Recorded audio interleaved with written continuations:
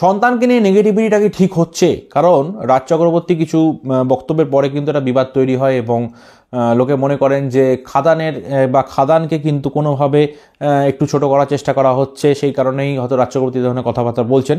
কোনটা ঠিক কোনটা ভুল সেটা আমি যাচ্ছি না, কিন্তু কথাটা হচ্ছে যে আমি দেখতে পাচ্ছি সোশ্যাল মিডিয়ায় সন্তানকে নিয়ে খুব ট্রোল করা হচ্ছে। ঠিক আছে, বিভিন্ন জায়গাতে হাহা রিয়াক্ট দেওয়া হচ্ছে, চলবে না ছবিটা, এই ধরনের মন্তব্য করা হচ্ছে। কিন্তু আমার একটা বক্তব্য হচ্ছে, যারা এই ধরনের কাজ করছেন তারা তো প্রজাপতির সময় মিঠুন চক্রবর্তী কোনো ছবি থাকলে তাকে তো নিশ্চয়ই হাহা রিয়াক্ট দেননি, দেব মিঠুনের ছবি থাকলে। বা প্রতীক্ষা যখন আসবে তখন দেব মিঠুনের ছবি থাকলে নিশ্চয়ই হাহা রিয়াক্ট দেবেন না। তো এখন আপনারা হাহা রিয়াক্ট দিচ্ছেন বা আপনারা ট্রোল করছেন। বলেছেন তো যিনি কমেন্ট করেছেন বা কন্ট্রোভার্সি করেছেন তিনি তো অন্য লোক, এবং যাদের পোস্টারে যাদের ছবি তারা অন্য লোক, এবং কিছুদিন বাদে মিঠুন চক্রবর্তীকেই আবার দেখা যাবে দেবের সঙ্গে প্রতীক্ষা ছবিতে। তখনও আপনারা কি হাহা রিয়াক্ট দেবেন বা তখনও কি আপনারা ট্রোল করবেন? একটু ভেবে দেখবেন তো।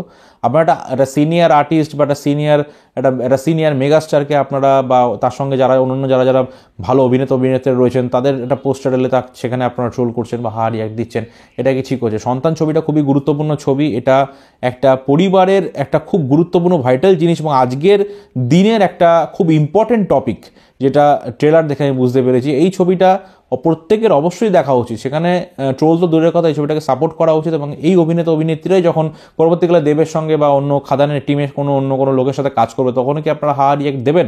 একটু ভেবে বলবেন তো কথাটা, অবশ্যই কমেন্ট করে জানাবেন। এবং আশা করব এই জিনিসগুলো যাতে আরও না হয়, সেটা অবশ্যই আমি আশা করব। ভিডিওটি ভালো লাগলে চ্যানেলটি সাবস্ক্রাইব করে পাশে থাকবেন। দেখা হবে নেক্সট ভিডিওতে। বাই।